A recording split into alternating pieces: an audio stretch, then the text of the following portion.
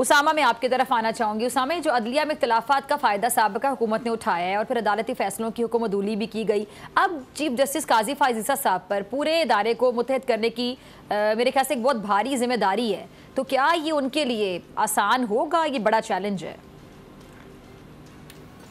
बहुत अच्छा सवाल है। पहले दिन तो हमें ऐसा होता नज़र नहीं आ रहा। ये चैलेंज उनके लिए बहुत बड़ा है। अगर आज की समात देखें हम, तवील समात थी, उसमें काजी साहब बार बार कोशिश करते रहे कि किसी तरह आज ही समात मुकम्मल हो जाए, क्योंकि जस्टिस मंसूर अली शाह साहब कल से छुट्टियों पर जा रहे हैं तो फुल कोर्ट नहीं हो सकती थी, इसलिए हमने 3 तारीख फिर अक्टूबर की सुन ली। तो फुल कोर्ट में खुद काजी साहब परेशान थे और बार बार ये बात कर रहे थे कि हमें जल्दी इसको ख़त्म करना, यानी 100-150 केसेस इस वजह से अब पेंडिंग हो जाएंगे। 57,000 केसेस सुप्रीम कोर्ट में पेंडिंग है और अब और 57,100 हो जाएंगे। जब भी ये फुल कोर्ट की समात होगी 100-150 केसेस और मजीद बढ़ जाएंगे। तो इसमें वो परेशान थे और बार बार कहते रहे कि जी सवाल ना करें, या जो वकलात थे कहते रहे आप जवाब ना दें, आप पढ़ें, बस आगे बढ़ें। तो लेकिन जजेस फौरी तौर पर, उसमें जस्टिस अतब बिन अल्लाह साहब भी थे, वो भी फिर सवाल करते रहे। जाहिर है कि उन्होंने सवाल तो करने हैं। तो कोई एक जज एक सवाल उठाता था, दूसरा जज उसका जवाब दे देता था और अपना सवाल उठाता था तो पहला जज उसका जवाब देने लग जाता था।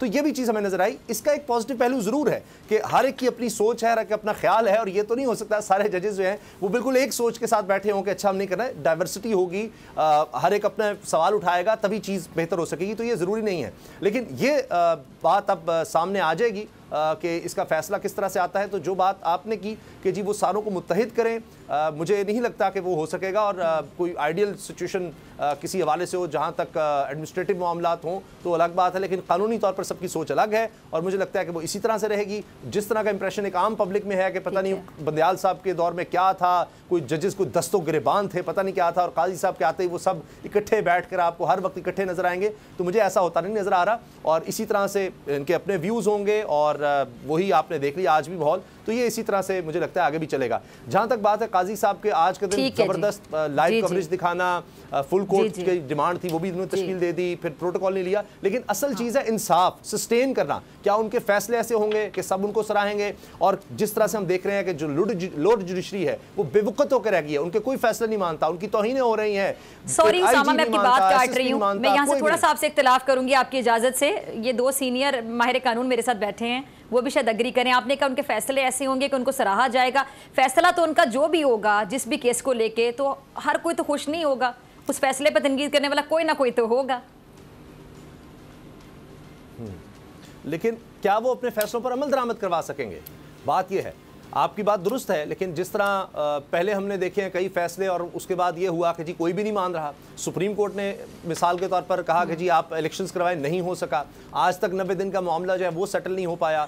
हाई कोर्ट के फैसले हैं उन पर अमल नहीं हो रहा। वो कहते हैं जी किसी को पेश करें, वो कहते हैं जी हम नहीं कर रहे। IG इस्लामाबाद को बुलाते हैं, वो कहते हैं वो नहीं आ रहा।